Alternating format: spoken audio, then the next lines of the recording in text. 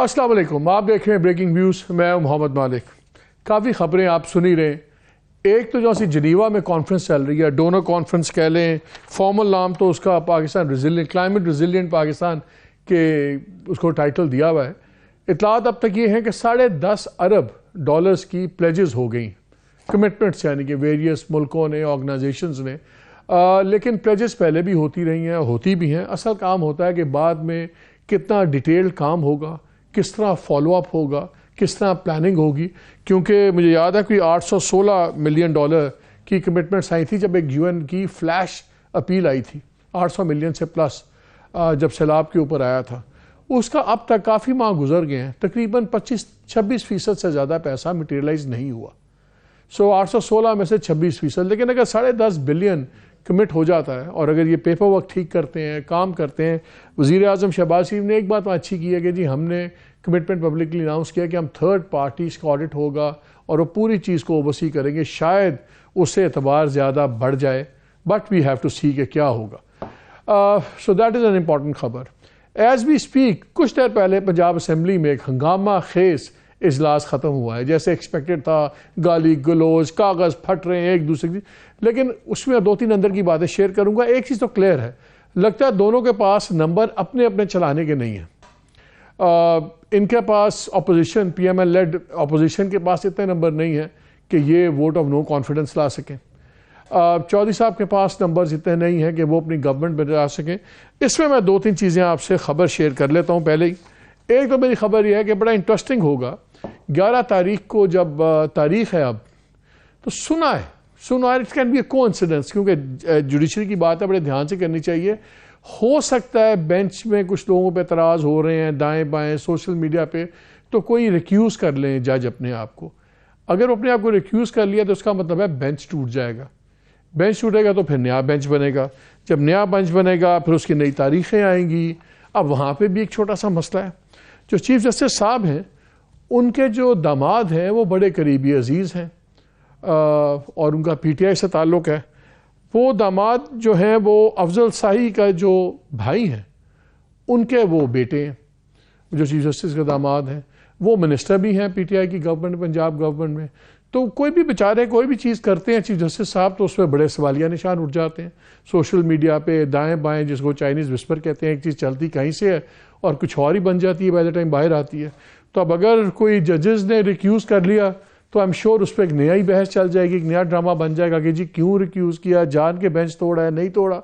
Coincidences ऐसे होते रहे हमारी जुडिशल तारीख में, it can be a pure coincidence. बहरहाल अगर ये हो जाता है तो ये मामला लटक जाता है। मेरी इत्तला ये है कि करीबन 3 लोगों का तो नाम पब्लिकली हो चुका हुआ है। चौधरी मसूद साहब है, नईम यार खान से दोस्त मज़ारी हैं। इन्होंने तो ओपनली कहा हुआ है कि हम वोट ऑफ कॉन्फिडेंस में वोट नहीं देंगे वज़ीर आला को, परवेज़ इलाही साहब को। एक खातून मेंबर है रिज़र्व की, उन्होंने भी ये कह दिया है कि वो नहीं देंगी। लेकिन 8 लोग ऐसे हैं जो जिनका पता नहीं किसी को कहाँ है। शायद कुछ लोगों को पता है, लेकिन वो बड़े लोग हैं, उनके हम क्या कहेंगे उनको क्या कहाँ पे हैं कहाँ नहीं हैं। सो इस वक्त अगर देखा जाए तो नंबर बराबर आगे में, करीबन 180 पर दोनों बैठे हुए। तो क्या होता है अगर कोर्ट देती है फैसला कि ठीक है आप वोट ऑफ कॉन्फिडेंस लें, तो फिर अगर वोट ऑफ कॉन्फिडेंस वो लेने में कामयाब नहीं होते और गवर्नमेंट अपोजिशन जो मौजूदा है ये अपना कॉन्फिडेंस नहीं दिखा सकती, मेजॉरिटी 186 की, तो फिर एक रन ऑफ इलेक्शन होगा और उसमें जो मेजॉरिटी होगी ऑफ प्रेजेंट एंड वोटिंग वो अपना वज़ीर आला चुन लेगी। अब वो प्रेजेंट एंड वोटिंग की मेजॉरिटी क्या बनती है वो आने वाला वक्त बताएगा। लेकिन एक इंटरेस्टिंग मुलाकात अभी पिछले दिनों मेरी इत्तला ये है, जहांगीर तरीन खान साहब गए थे लोधरा में, भी बड़े एक अपने इंपॉर्टेंट दोस्त को मिले और उनको वो भी कह के आए हैं कि महीना सब्र करें, बस जहाँ आप हैं ठीक रहें, बड़ी अच्छी खबरें आने वाली हैं। फिर एक्स गवर्नर पंजाब गुलाम सरवर साहब, वो भी बड़े एक्टिव हुए हैं, बड़े लोगों को दाएं मिल रहे हैं। उनको भी आपको पता है कहाँ से कोई मशवरा दे तो वो एक्टिव होते हैं। सो काफ़ी व्हील्स विद इन व्हील्स चल रहा है। So Punjab is a very interesting game to watch. इसको भी हम आगे देखें। इन द मीन टाइम महंगाई ने तबाही फेर दी हुई है, एब्सोल्युटली क्रेजी महंगाई हो गई हुई। 3500 रुपये तक का थैला चला गया 20 किलो का। बलूचिस्तान के अंदर, लेकिन 2500 का तो आम हुआ हुआ है, 25 से 3000 रुपये का। 25 रुपये की रोटी, 30 से 35 रुपये का नान, बुरा हाल है लोगों का। इकॉनमी बिल्कुल तबाह हुई भी, डॉलर रोज़ बरोज़ चढ़ी जा रहा है। और डार साहब एंड कंपनी, उनकी जो पॉलिसीज़ हैं मेरी कम अज़ कम समझते बाहर है। उस पर भी हम सारी बातें करेंगे, बिकॉज जो फिगर्स आ रहे हैं वो बड़े ही खौफनाक फिगर्स आ रहे हैं और नज़र नहीं आ रहा कि वे आउट क्या होगा। In the mean time Khan साहब अपनी गवर्नमेंट बनाने के चक्कर में हैं, पीडीएम वाले अपनी गेमों के अंदर हैं। उनके लिए यही बहुत बड़ी खबर है कि मरीम नवाज़ को हमने गैल्वनाइज करके चीफ ऑर्गेनाइज़र बना दिया हुआ है। उनकी प्रायोरिटी वो है, खान साहब की प्रायोरिटी खुद वापस आना है। इन द मीन टाइम लोग किसकी प्रायोरिटी हैं, कोशिश करेंगे हमें कुछ आइडिया हो जाए। हमें आज के प्रोग्राम में ज्वाइन कर रहे हैं शहबाज राना साहब, ज्वाइन कर रहे हैं, सीनियर जर्नलिस्ट हैं, इकॉनमिस्ट हैं और सारा इस पर लिखते हैं, काफ़ी लोगों को दुखी भी करते हैं। हमें ज्वाइन करेंगे अभी अली नवाज अवान साहब ज्वाइन कर रहे हैं, पीटीआई से उनका ताल्लुक़ है और former special assistant to the prime minister on CDA.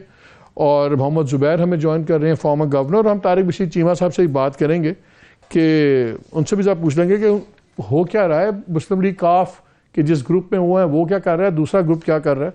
उनके पास भी कोई इंटरेस्टिंग खबरें हैं।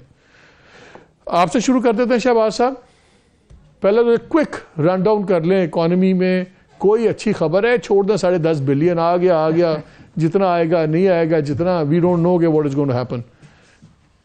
देखिए, एक तो खैर मैं इकोनॉमिस्ट नहीं हूँ, एक रिपोर्टिंग कर करके बंदा इकोनॉमिस्ट हो ही जाता है। ऑन जॉब ट्रेनिंग वाली ऑन जॉब ट्रेनिंग है, ऑन जॉब इकोनॉमिस्ट बन के है नहीं। फाइनेंस मिनिस्टर कौन से हैं?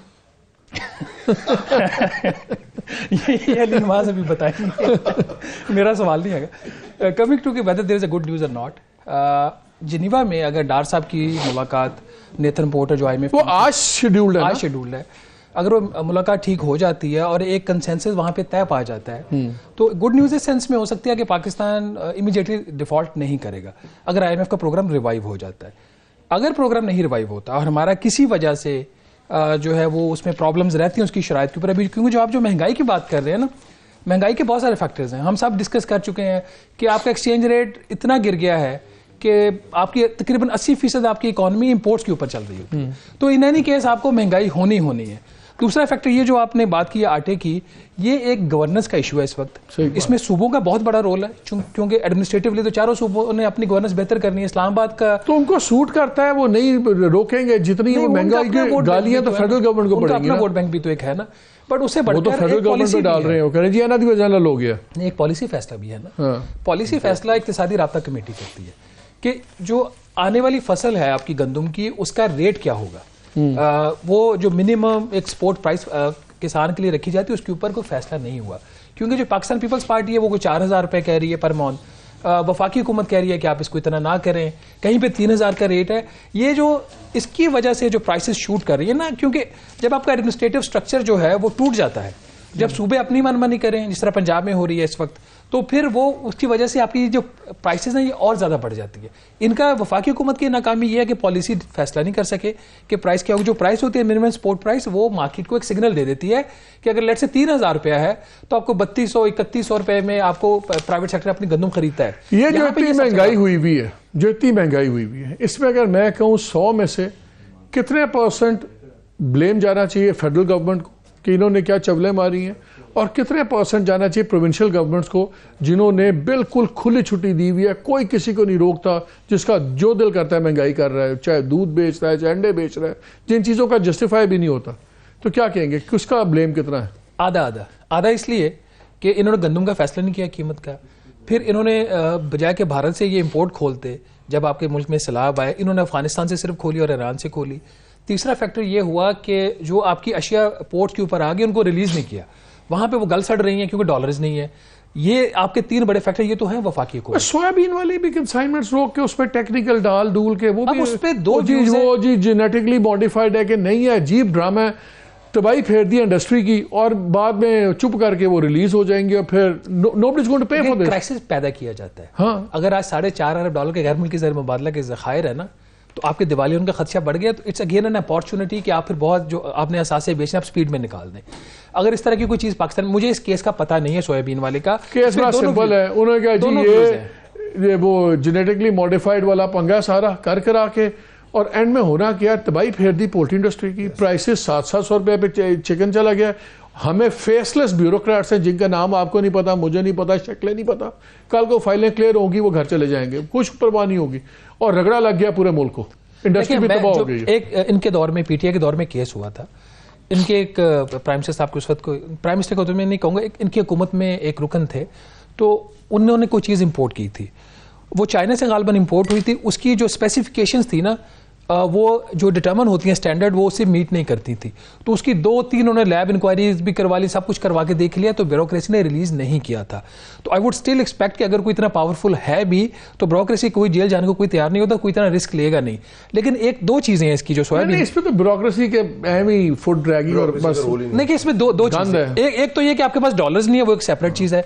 दूसरा इसमें इशू ये कि कोई स्पेसिफिकेशन के अगेंस्ट कोई चीज इंपोर्ट या डॉलर्स की क्या समझ आनी है, मुझे तो प्रायोरिटी समझ नहीं आती। ये अली खिजर नहीं है आपने बिजनेस रिकॉर्डर वाले, उन्होंने अच्छा ट्वीट किया, वैसे बड़ी कंट्रोवर्सी चल रही है कि जी उन्होंने इलेक्ट्रिक व्हीकल्स खोले हैं ना, तो कह रहे हैं जी 45 LCs खुल गई हैं BMWs की 7 सीरीज की, और 100+ more cars are booked by the dealer.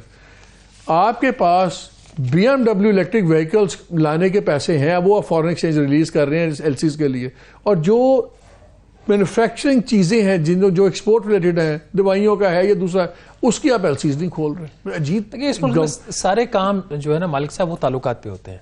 As a matter of fact 30 नवंबर को इस तक बैन था आपकी इलेक्ट्रिक व्हीकल्स का, वो खत्म हो गया।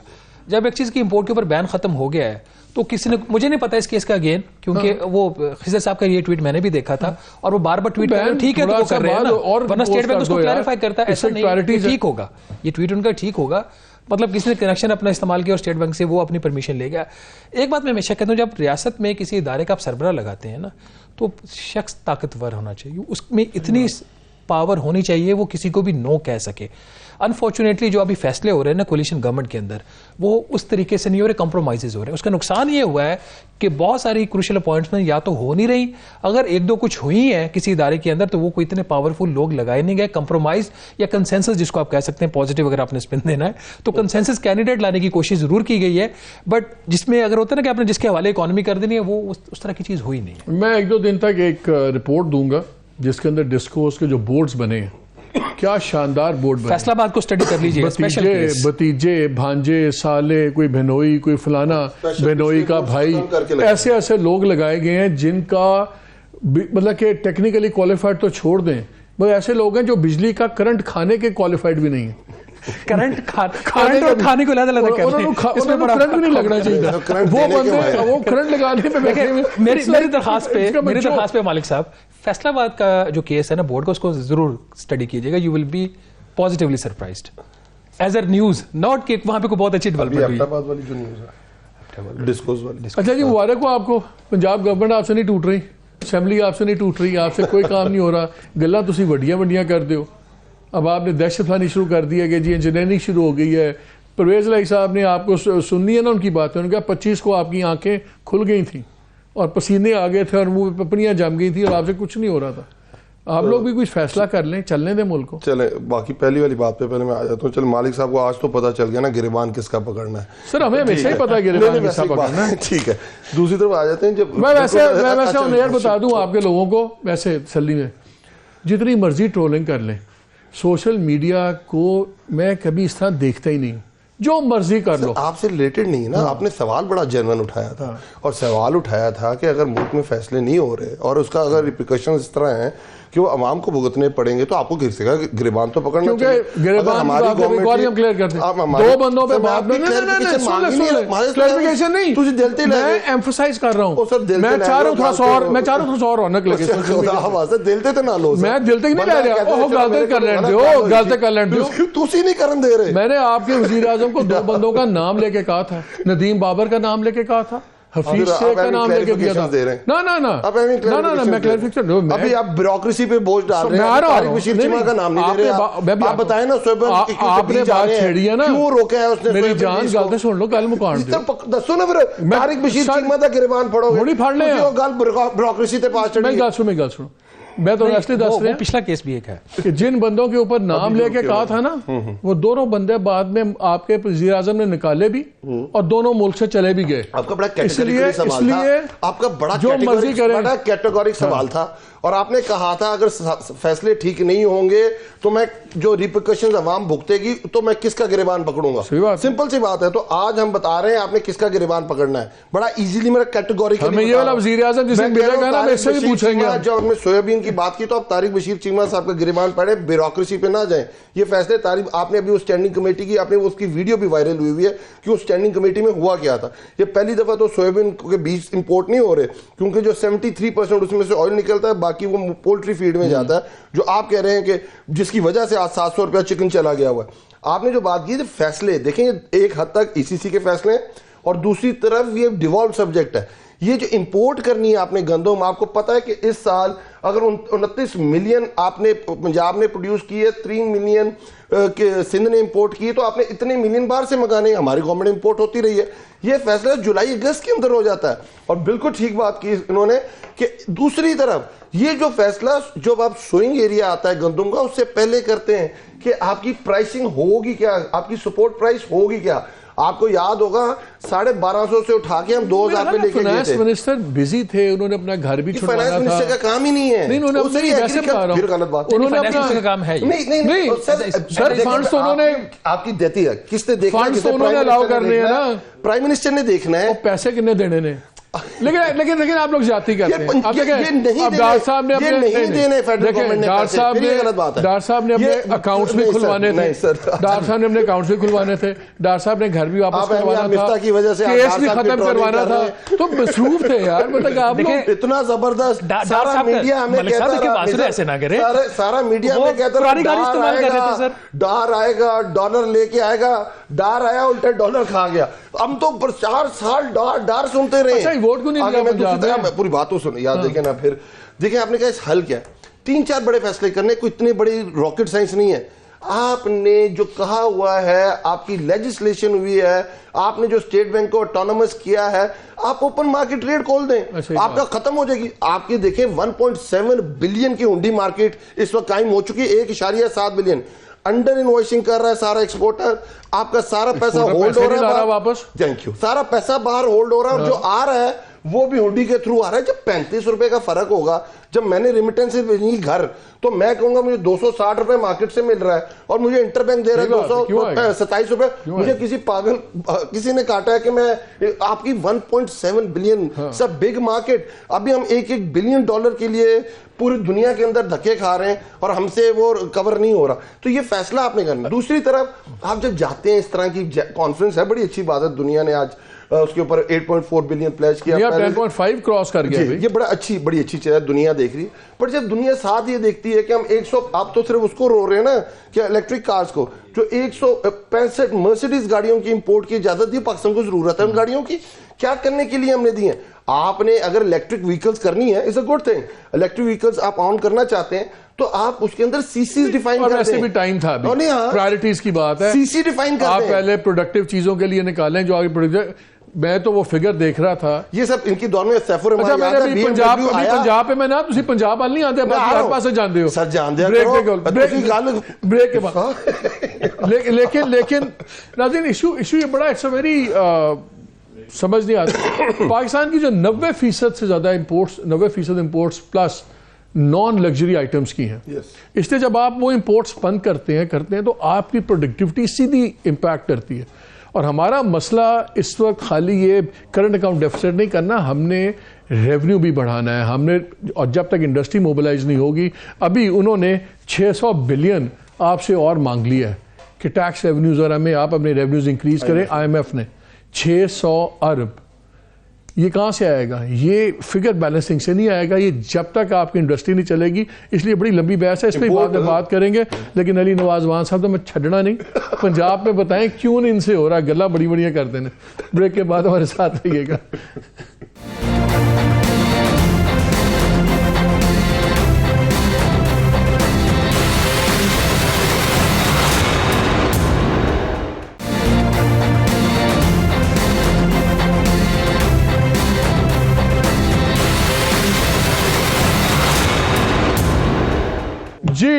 Welcome back to the show.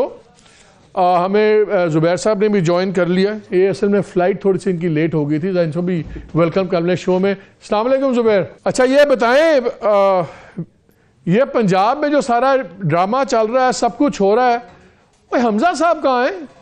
वो तो सुना था आपके फ्यूचर चीफ मिनिस्टर हैं वहाँ पे, वो तो आ नहीं रहे। क्या वो नाराज़ हो गए हैं? वो जो मरियम नवाज को बना दिया आप लोगों ने chief organiser, senior vice president, वो नाराज हो गए, बाहर रह गए? कोई पॉलिटिक्स से थोड़ी बहुत हल्की फुल्की वो भी रहनी चाहिए ना, इंटरेस्ट भी रहना चाहिए। तो वो जब उनका वक्त आएगा चीफ मिनिस्टर बनने का तो आ जाएंगे, लेकिन अभी obviously on a serious note कोई किसी को आइडेंटिफाई नहीं किया कि कौन बनेगा चीफ मिनिस्टर। राना सनाउल्लाह साहब ने आइडेंटिफाई किया था, उन्होंने कहा था जी हमारे तो जाहिर है हमारे तो चीफ मिनिस्टर हमजा शहबाज होंगे। नहीं, बट फैसला तो मियां नवाज शरीफ ने करना था। वैसे मेरी इतला है कि पावर्स दैट बी ने कन्वे कर दिया आपके वजीर आजम साहब को भी कि देखें बड़ा प्रॉब्लम होगा, बड़ी इंस्टेबिलिटी होती है, ये जरा इरादा आप ड्रॉप कर दें तो आपके लिए भी। और दैट बी कौन है? अमेरिकन ने। अच्छा आपको नहीं पता कौन है पावर्स दैट बी? नहीं पता बाबा। तो फिर मैं आपसे अगले, या तो आप कह दें कि आपको पता है, वरना भाई ऑन एयर में आपसे डायरेक्ट 2-3 पावर्स दैट बी की सवाल कर लेता हूँ। नहीं मतलब एक तो देखें, पावर सबसे ज्यादा पावरफुल इस वक्त मुल्क में तो शहबाज शरीफ साहब हैं, फैसले वही करते हैं और से मियां नवाज शरीफ करते हैं, और इसके अलावा कौन है? ऑपोजिशन तो है ही नहीं। You have to stop smoking whatever you're smoking.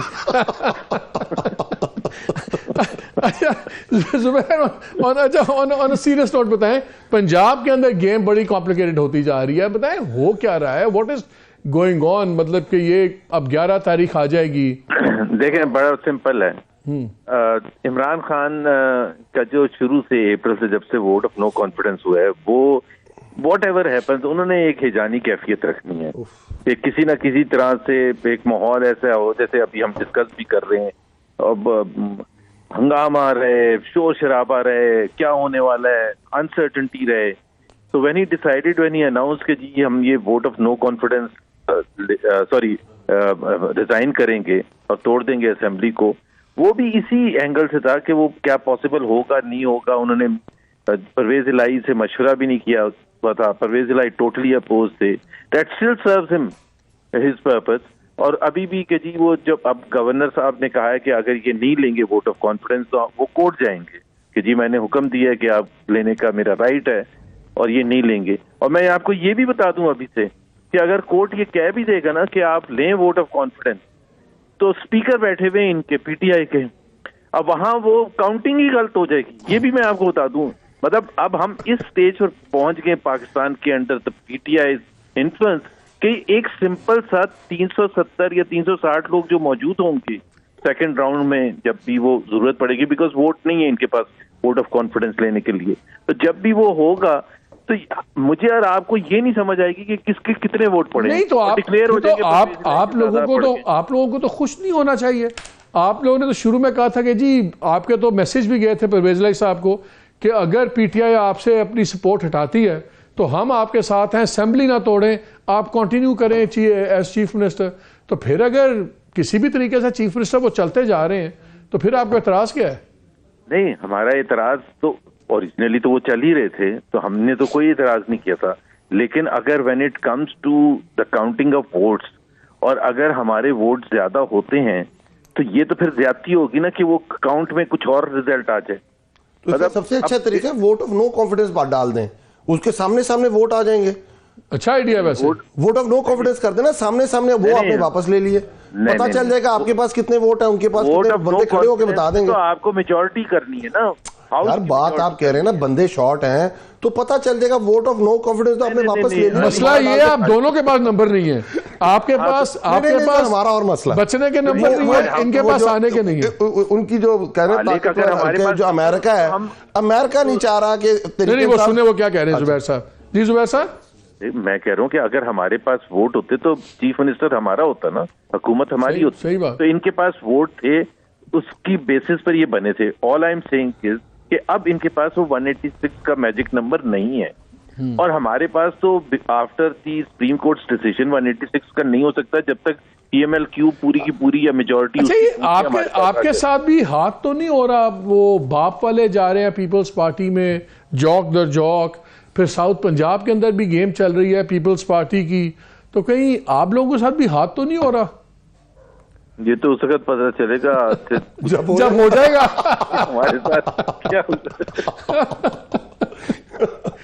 नहीं, लेकिन एक बात बताए, I love him, he is so candid. Ali, एक बात बताए, जो क्रिटिक्स है वो ये पॉइंट आउट करते हैं, वो कहते हैं जब से अप्रैल से आपकी गवर्नमेंट गिरी, वो कहते हैं कि जी एक चीज़ सबको समझ आ गई कि खान साहब का साइज़ इतना बड़ा है कि इनको एक झटके में नहीं कोई काट सकता। पॉपुलैरिटी भी हुई भी है, अगर कुछ भी नहीं है तो 80-90 सीटें तो आराम से बैठे हुए ना, 2/3 की अगर आपकी बात को उड़ा भी दे तो लगता है कि जो गवर्नमेंट फॉर्म करने की पोजीशन में है। लेकिन वो कहते हैं अप्रैल से लेके आज तक जितनी खान साहब की डिमांड्स थी, इस्टेब्लिशमेंट को कह लें, जिसको मर्जी कह लें, पूरी नहीं होने दी। और अब वहाँ पे आके चीज़ खड़ी हो गई है कि दो वो कहते हैं कि सक्सेसेस हुई हैं, कि एक ये इंप्रेशन ख़त्म हो गया है कि खान साहब अनटचेबल है, टेफलॉन कोटिंग है, इनको कुछ हो नहीं सकता। खान साहब अपने मुंह से कहना शुरू हो गए कि मुझे डिस्क्वालीफाई करने की तैयारी पूरी है, सब कुछ है, ये है वो है। तो ये चीज़ अगर इस तरह ही चलती रही और ये लोग एक एक दिन 2-2 दिन कर, जो इनके साथ होना था वो तो हो गया आवाम के सामने ना। अब जो रोटी महंगी है, हड़तालें हो गई हैं, जुलूस सड़कों पर निकल रहे, तो पॉलिटिकल कैपिटल तो ख़त्म हो गया है। खान साहब भी क्या अपनी बहुत चीज़ें आहिस्ता आहिस्ता ज़्यादा वल्नरेबल नहीं होते जा रहे? सर देखिए, दोनों तरफ इसके ऊपर डिस्कशन हो सकती है। एक तरफ मैं डिमांड रखता हूँ, उसके लिए मैं पूरी स्ट्रगल करता हूँ, मैं सबको बताता हूँ कि मतलब हर एक का क्या रोल है, और फिर लोग देखते हैं वो चीज़ें होती नज़र आ रही होती हैं। इससे आपकी पॉपुलैरिटी ऊपर की तरफ जाती है क्योंकि आप उसके साथ स्ट्रगल भी कर रहे होते हैं। तो दूसरी तरफ ये देखें कि जब अपोजिशन में होते हैं आप, तो आपकी बहुत सारी चीज़ें नहीं मानी जाती हैं। इनकी जो अपोजिशन थी, 4.25 इन्होंने अपोजिशन किए ना, लॉन्ग मार्चेस किए, PDM बना के किए, PDM तोड़ के किए, और आगे जिस तरह भी चीज़ें चली, इस तरह आप अपोजिशन के अंदर अपने लिए नए नए चैलेंजेस खड़े करते हैं, बनाते हैं और उसको अचीव करने की कोशिश। क्योंकि बहुत सारे आप अचीव कर लेते हैं, बहुत सारे नहीं करते। आपके सामने है कि जब हमारी गवर्नमेंट जो अप्रैल में गिरी थी, उसके बाद अराउंड 36 इलेक्शन हुए हैं, आपने 85% सीट्स जीती हैं। It's a big achievement. आपने रिकॉन्कर किया पंजाब, आपने रिकॉन्कर किया पंजाब को, इट्स अ बिग अचीवमेंट। जब आप गवर्नमेंट में थे तो सारे बाई इलेक्शन वो जीत रहे थे, वो तो जो गवर्नमेंट में होगा सारे नहीं जीत रहे थे, सारे नहीं, बल्कि उन्होंने जीते हैं ना, बल्कि उन्होंने जीते। देखिए, आपने रिकॉन्कर किया आपने पंजाब को, इन्होंने पंजाब गिराया, हमारे 20 लोग लौटे हुए, वो आउट हुए, री इलेक्शन हुए, हमने दोबारा Punjab with in 2 months time, इतनी जल्दी हमने किया। लेकिन वो 63A वाली अभी इशू है, वो कंट्रोवर्शियल चलती रहेंगी, भी कोई चीजें आती जाए। आप कहते हैं 148 कंट्रोवर्शियल है, 63, अभी जो चीजें उसकी बेस पे हम बात करेंगे ना, तो ये देखें ये चीजें तो हमारे हक में जा रही है। अगर मैं आपको बताऊं कि हमारी कोई बात ना मानी, और ये पाकिस्तान जिस तरह ये चला रहे हैं अल्हम्दुलिल्लाह, ये इसी तरह चलाते रहे 4 महीने, और आपके सामने और चीजें आ जाएंगी। अगर हम इस वक्त 65% पे खड़े हैं, हम आपको बता रहे हैं 80% पे चले जाएंगे। पर हम बात ये कर रहे हैं कि रोड मैप दिया है। रोड मैप है क्या कि कौन से पाकिस्तान के अंदर किसी ने अपनी असेंबली तोड़ने की बात भी की है आज तक? मुझे बता दीजिएगा। सिर्फ इमरान खान है जो बात करता है, लेकिन एक जगह आप तोड़ नहीं सके, दूसरी जगह आप तोड़ नहीं रहे। फायदा नहीं ना मालिक साहब, मैं एक जगह तोड़ के बैठ जाऊं और उसका इंपैक्ट ना पड़े, मैं जनरल इलेक्शन से ना ले सकूं, वो क्यों नहीं? इमरान खान बुरा है, उसको गिराना है, पर इमरान खान की असेंबली अच्छी है, उसे नहीं तोड़ना। ये सियासत हो रही है ना इस वक्त। वो डर किससे रहे कि 567 सीट्स पे इलेक्शन कमीशन जो इस्लामाबाद के अंदर लोकल गवर्नमेंट इलेक्शन नहीं करा सकता, वो जिमनी इलेक्शन कैसे कराएगा 5-6, और आपको मेन इलेक्शन कराने पड़ जाएंगे।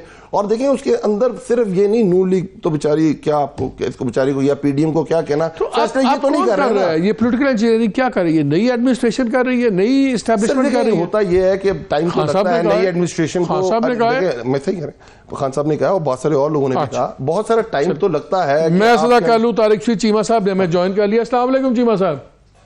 जी वालेकुम सलाम। मालिक साहब क्या हाल है? सर ठीक ठाक। मुझे पता आप ट्रैवल कर रहे हैं, मुझे ये बताएं, पहले तो ये बताएं कि आपकी जो पुरानी जमात है, अब तो 2 PMLQ है ना, एक चौधरी शुजात साहब की है, एक परवेज इलाही साहब की है।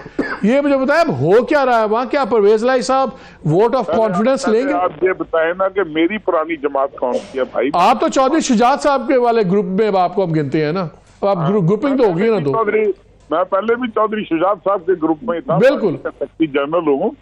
तो ये आप अच्छा आप सवाल करें, आप क्या हुक्म? मैं ये कह रहा हूँ सर अब हो क्या रहा है वहाँ? क्या परवेज इलाही साहब वोट ऑफ कॉन्फिडेंस लेंगे, नहीं लेंगे, नहीं ले पाएंगे?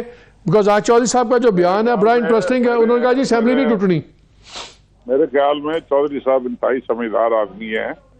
उन्हें पता है, पुराने सियासत, उन्हें पता है कि वो इत्तेमाद का वोट नहीं ले सकते, उनके आदमी पूरे नहीं हैं, वो इत्तेमाद का वोट कैसे लेने जाएंगे। देखे ना, अगर मेरे पास 186 हो, मैं तो 200 दफा अगले के मुंह पे मारूंगा, ओ भाई गिनो वोट, इत्तेमाद का वोट ले रहा हूं मैं, फिर गिनूं, फिर इत्तेमाद का वोट लूं, फिर लूं।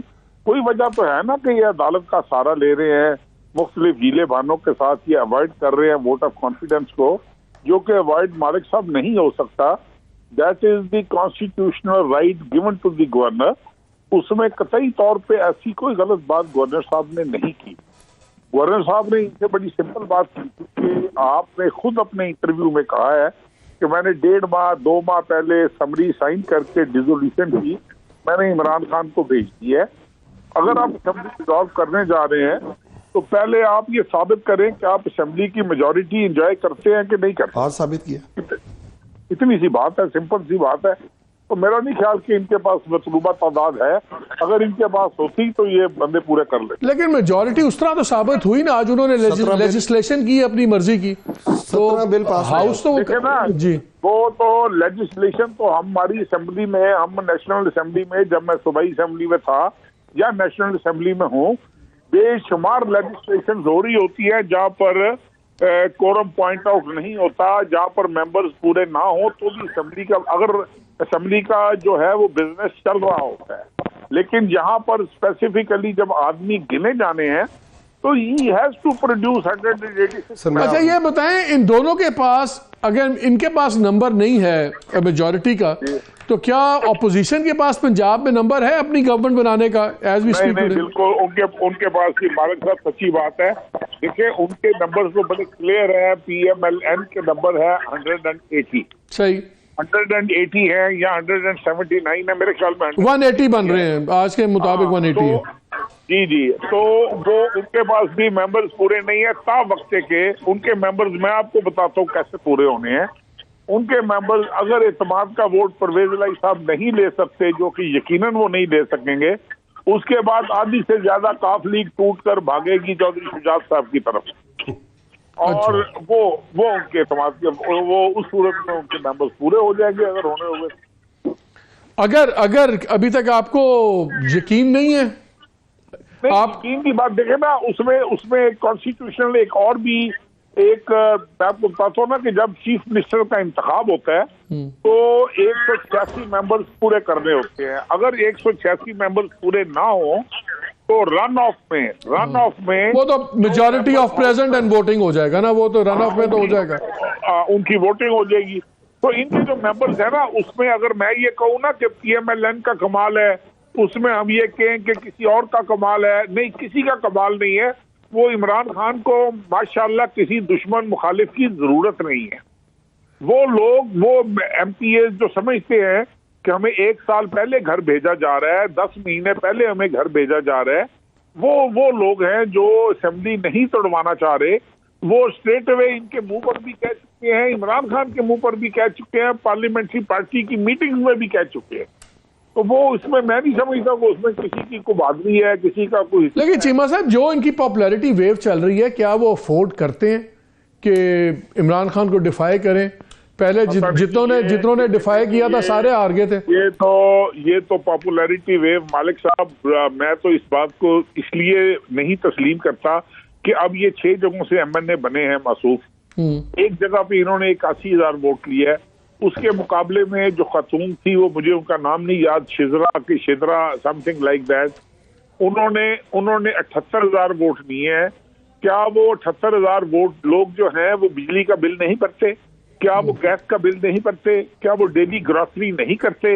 देखिए, अगर ये पार्टी लीडर, पार्टी हेड और बयानिए की पीक पर ये कह रहा है कि जी मैं 6 सीटों से जीत गया हूं, मैं इतनी सीटों से जीत गया हूं, तो अगले जनरल इलेक्शन में इसने 300 सीटों से खुद तो नहीं खड़े होना, एक जगह से नहीं लड़ाई है, एक जगह से।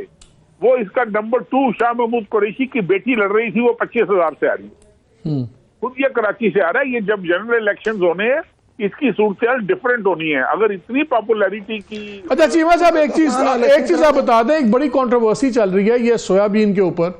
इंडस्ट्री की चीखें निकल गई हैं कि जी सोयाबीन जो शिप्स फंस गई हैं वो उनको रिलीज नहीं कर रहे कि जी जेनेटिकली मॉडिफाइड है, सोयाबीन पहले भी आता रहा है, ये अब क्यों ड्रामा बन गया इतना? नहीं सर नहीं, पहले देखें बात सारी है मालिक साहब, इसको प्लीज इसको अब आपने बात छेड़ी है, मुझे 1 मिनट दीजिएगा इसको। लेट मी एक्सप्लेन इट कि 2015 से पहले भी सदोमत से मुर्गी बिकती थी पाकिस्तान में, पोल्ट्री फीड बनती थी।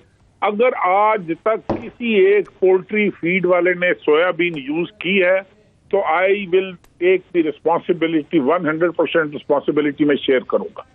2015 के बाद ये GMO सोयाबीन आना शुरू हुई।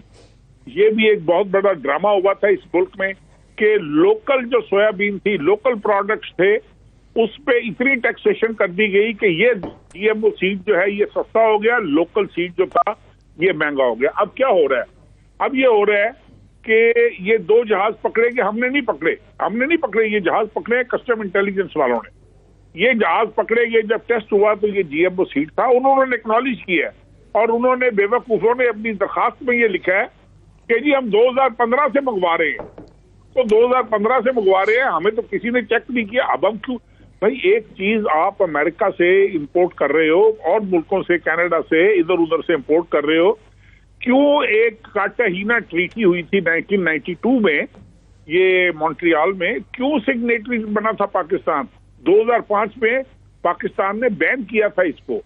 अगर अब मैंने पकड़ा है जो कैंसरस है, मुजरे सेहत है, नॉन GMO अवेलेबल है पाकिस्तान में, नॉन GMO अवेलेबल है। लेकिन इनका GMO, ये सोयाबीन चाइना भी जा रहा है, पूरी दुनिया में जा रहा है, और ये किसने कह दिया कि कैंसरस है? इनकी पूरी रिसर्चेस हैं। आप ये रिसर्च बुक्स उठाकर देखें ना, देखें एक ये एक प्रोपेगेंडा मेरे खिलाफ मालिक साहब हो रहा है। एक सफेद कवा बनाकर मुझे खड़ा कर दिया गया है कि मैं जी I am the only one, मेरी अना का मसला है। अब ये शिप्स तो दूसरे शिप्स आ रहे हैं, हम रिलीज कर रहे हैं, रूटीन में शिप्स रिलीज हो रहे हैं। अब वो जो 2 जहाज पकड़े हुए हैं जिनके लिए मेरे पास अमेरिकन एम्बेसडर बहादुर भी तशरीफ लाए चल के मेरे ऑफिस में, मैंने कहा sorry I can't violate the rules, मेरा सिस्टम नहीं है कि मैं रूल्स को वायलेट करूं।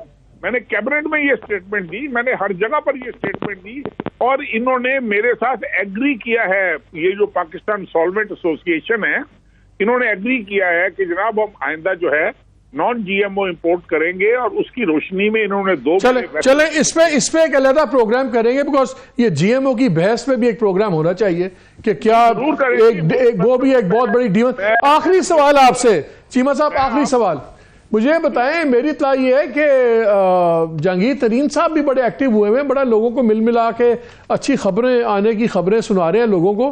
क्या कुछ पता आपको, क्या अच्छी खबरें होंगी? मेरे इल्म में मालिक साहब ऐसी कोई बात नहीं है। मैं ऐसे गलत बात करूं आपसे नहीं मिल रहे, चूंकि वो हमारे तो इलाके के रहने वाले हैं, बिल्कुल साथ भावलपुर के और लोधरा के दरमियान सिर्फ एक दरिया है, तो हमें खबरें मिलती रहती हैं। वो अपने दोस्तों को मिलते हैं लोधरा की हद तक, बट अदर देन लोधरा किस किस को मिल रहे हैं ये मेरे इल्म में कोई नहीं है। अभी तक ऐसी कोई बात, हमारे जनूबी बहुत ज्यादा है लेकिन अभी तक ऐसी कोई बात आई नहीं है। बहुत शुक्रिया चीमा साहब, थैंक यू वेरी मच।